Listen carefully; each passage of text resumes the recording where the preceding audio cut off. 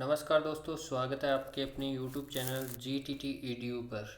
तो आज हम फिर से आपके लिए बहुत ही महत्वपूर्ण क्वेश्चनों की जो श्रृंखला है वो लेके आए हैं। सेमेस्टर के अंदर अगर हम बात करेंगे तो डिग्री कॉलेज की जो सेमेस्टर एग्ज़ाम है वो लगभग समाप्त हो चुकी है। 4 ईयर की अगर हम बात करेंगे BA BEd और BSc BEd, तो इनकी जो एग्ज़ाम हैं तो उनकी जो डेट है वो अभी आने वाली हैं। तो आप इन क्लासों को रेगुलर लेते रहें। क्लास को बिल्कुल भी स्किप नहीं करना है। क्लास को शुरू से लेकर अंत तक देखना है। अगर चैनल को सब्सक्राइब नहीं किया तो चैनल को सब्सक्राइब करें, बेल आइकन को दबाएं ताकि आगे आने वाला वीडियो आप तक पहुंच सके। पहले क्वेश्चन की ओर यहाँ पर चलते हैं। बहुत ही महत्वपूर्ण क्वेश्चन है वो आज हम आपके लिए लेके आए हैं, तो क्लास को स्किप नहीं करना है। पहला प्रश्न है, भूगर्भिक क्षमता का न्यूनतम उपयोग करने वाला राज्य है। तो पहला ऑप्शन है असम, दूसरा ऑप्शन पश्चिम बंगाल, तीसरा ऑप्शन है ओडिशा और चौथा ऑप्शन है छत्तीसगढ़। तो अगर इसके सही आंसर की बात करेंगे तो इसका जो करेक्ट आंसर है वो 1 नंबर ऑप्शन हो जाएगा असम। तो जैसे ही मैं क्वेश्चन बोलता हूँ तो आप तुरंत प्रभाव से उसका आंसर है वो कमेंट बॉक्स में देने का प्रयास करें, ताकि जो आपकी तैयारी है उसका पता चल सके कि इस आपकी तैयारी है वो किस प्रकार की है। ठीक है, तो छोटा कर लिया हमने प्रश्न को। तो पहला देखते हैं, दूसरा प्रश्न है, पश्चिम भारत की नदी बेसिन है। तो पहला ऑप्शन है माही, दूसरा ऑप्शन है कावेरी, तीसरा ऑप्शन है गंगा और चौथा ऑप्शन है कोसी बेसिन। तो आपको कूट दे रखा है यहाँ पर नीचे केवल एक, दूसरा है 1 एवं 2, तीसरा है 1 2 3 और चौथा है इनमें से कोई नहीं। तो अगर इसके सही आंसर की बात करना चाहेंगे तो इसका जो करेक्ट आंसर है वो 1 नंबर ऑप्शन हो जाएगा हमारा केवल एक। ठीक है, माही बेसिन। इसके बाद जो अगला प्रश्न है उसकी बात कर लेते हैं हम। गोदावरी नहर किस राज्य में स्थित है। तो पहला ऑप्शन है उत्तर प्रदेश, दूसरा ऑप्शन है महाराष्ट्र, तीसरा ऑप्शन है मध्य प्रदेश और चौथा ऑप्शन है बिहार। तो अगर इसके सही आंसर की बात करना चाहेंगे तो इसका जो करेक्ट आंसर है वो 2 नंबर ऑप्शन हो जाएगा महाराष्ट्र। 2 नंबर ऑप्शन है वो क्या हो जाएगा यहाँ पर सही हो जाएगा। इसके बाद में अगला जो प्रश्न है उसकी बात कर लेते हैं कि तालाबों द्वारा सबसे अधिक सिंचित क्षेत्र किस राज्य में है। तो ये जो आज हम क्वेश्चन आपके लिए लेके आए हैं तो ये कंपटीशन एग्जाम की दृष्टि से भी, प्रतियोगी परीक्षाओं की दृष्टि से भी बहुत महत्वपूर्ण क्वेश्चन है। तो क्लास को बिल्कुल भी स्किप नहीं करना है, क्लास को शुरू से लेकर अंत तक आपको देखना है। तो पहला ऑप्शन है तमिलनाडु, दूसरा ऑप्शन है आंध्र प्रदेश, तीसरा ऑप्शन है महाराष्ट्र और चौथा ऑप्शन है छत्तीसगढ़।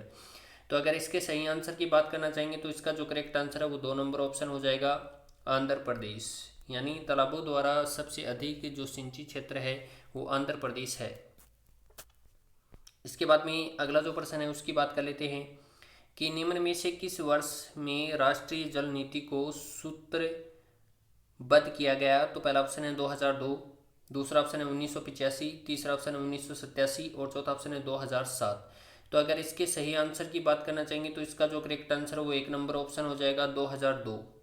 2002 1 नंबर ऑप्शन है वो हमारा यहाँ पर सही हो जाएगा।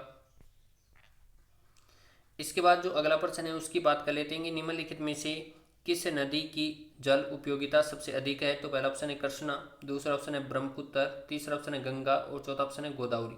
तो अगर इसके सही आंसर की बात करना चाहेंगे तो इसका जो करेक्ट आंसर है वो हो जाएगा 3 नंबर ऑप्शन है वो सही हो जाएगा गंगा। 3 नंबर ऑप्शन सही हो जाएगा। इसके बाद जो अगला प्रश्न है उसकी बात कर लेते हैं। भूमिगत जल के अति विदोहन से किन युगम राज्यों के भूमिगत जल में आर्सेनिक के सैकेंद्रण में वृद्धि अनुभव की गई है। तो पहला ऑप्शन है पश्चिम बिहार पश्चिम बंगाल, दूसरा ऑप्शन है पंजाब हरियाणा, तीसरा ऑप्शन है हरियाणा उत्तर प्रदेश और चौथा ऑप्शन है उत्तर प्रदेश और मध्य प्रदेश।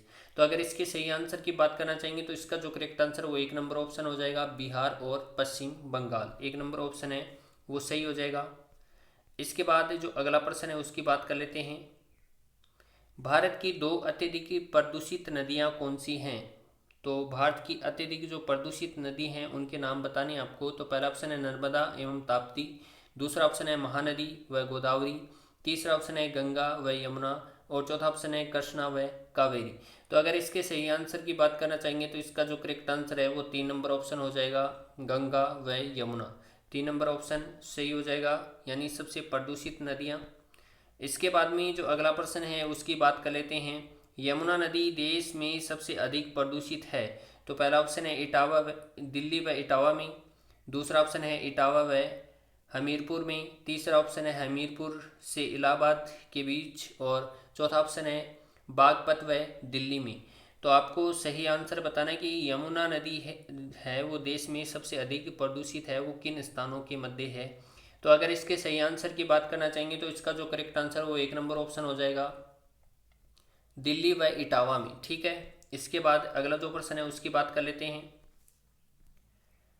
नीरू मीरू नामक जल संभर विकास परियोजना निम्न में से किस राज्य से संबंधित हैं। तो पहला ऑप्शन है कर्नाटक, दूसरा ऑप्शन है आंध्र प्रदेश, तीसरा ऑप्शन है राजस्थान और चौथा ऑप्शन है मध्य प्रदेश। तो अगर इसके सही आंसर की बात करना चाहेंगे तो इसका जो करेक्ट आंसर है वो 2 नंबर ऑप्शन हो जाएगा, आंध्र प्रदेश। ठीक है, 2 नंबर ऑप्शन है वो आपको ध्यान में रखना है। इसके बाद जो अगला प्रश्न है उसकी बात कर लेते हैं। केंद्रीय सरकार द्वारा चलाई गई हरियाली प्रोजेक्ट संबंधित है। तो पहला ऑप्शन है वायु संरक्षण से, दूसरा ऑप्शन है जल संरक्षण से, तीसरा ऑप्शन है क तथा ख दोनों से, और चौथा ऑप्शन है इनमें से कोई नहीं। तो अगर इसके सही आंसर की बात करना चाहेंगे तो इसका जो करेक्ट आंसर है वो हमारा यहाँ पर हो जाएगा, 2 नंबर ऑप्शन है वो सही हो जाएगा, जल संरक्षण से। ठीक है, 2 नंबर ऑप्शन है वो क्या हो जाएगा हमारा यहाँ पर सही हो जाएगा। इसके बाद जो अगला प्रश्न है उसकी बात कर लेते हैं हम।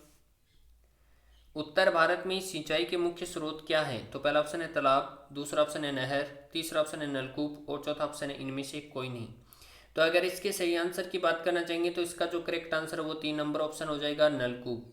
3 नंबर ऑप्शन है वो सही हो जाएगा, नलकूप। इसके बाद जो अगला प्रश्न है उसकी बात कर लेते हैं कि निम्नलिखित में से कौन सबसे छोटी है। तो आपको बेसिन के अंदर बताना है। तो पहला ऑप्शन है कृष्णा बेसिन, दूसरा ऑप्शन है गोदावरी बेसिन, तीसरा ऑप्शन है ताप्ती बेसिन और चौथा ऑप्शन है नर्मदा बेसिन। तो अगर इसके सही आंसर की बात करना चाहेंगे तो इसका जो करेक्ट आंसर है वो जल्दी से बताएंगे कि सही उत्तर कौन सा होगा। तो करेक्ट आंसर की अगर हम बात करेंगे तो ताप्ती बेसिन। ठीक है, 3 नंबर ऑप्शन है वो हमारा यहाँ पर सही हो जाएगा। इसके बाद जो अगला प्रश्न है उसकी बात कर लेते हैं। निम्नलिखित में से जल किस प्रकार का संसाधन है। तो पहला ऑप्शन है अजैव संसाधन, दूसरा ऑप्शन है अनवीकरणीय संसाधन, तीसरा ऑप्शन है जैव संसाधन और चौथा ऑप्शन है चक्रीय संसाधन। तो अगर इसके सही आंसर की बात करना चाहेंगे तो आपको पता है कि जल है वो किस प्रकार का संसाधन है, तो चक्रीय संसाधन है। 4 नंबर ऑप्शन है वो हमारा यहाँ पर सही हो जाएगा, चक्रीय संसाधन। ठीक है, ध्यान में रखना आपको। इसके बाद आज की क्लास का जो लास्ट क्वेश्चन है उसके ऊपर बात कर लेते हैं कि निम्नलिखित दक्षिण भारतीय राज्यों में से किस राज्य में भौम जल उपयोग प्रतिशत में इसके कुल भौम जल संभाव्य से ज़्यादा है। तो पहला ऑप्शन है तमिलनाडु, दूसरा ऑप्शन है कर्नाटक, तीसरा ऑप्शन है आंध्र प्रदेश और चौथा ऑप्शन है केरल। तो अगर इसके सही आंसर की बात करना चाहेंगे तो इसका जो करेक्ट आंसर है वो 1 नंबर ऑप्शन हो जाएगा, तमिलनाडु। ठीक है, आपको क्लास कैसी लगी, आपको ये वीडियो कैसा लगा, ये कमेंट बॉक्स के अंदर ज़रूर बताना है। और अपने दोस्तों के साथ में, मित्रों के साथ में इस क्लास को ज़्यादा से ज़्यादा शेयर करना है। और चैनल को अगर सब्सक्राइब नहीं किया तो चैनल को सब्सक्राइब जरूर करें, बेल आइकन को दबाएं ताकि आगे आने वाला जो वीडियो है वो आप तक पहुंच सके। धन्यवाद।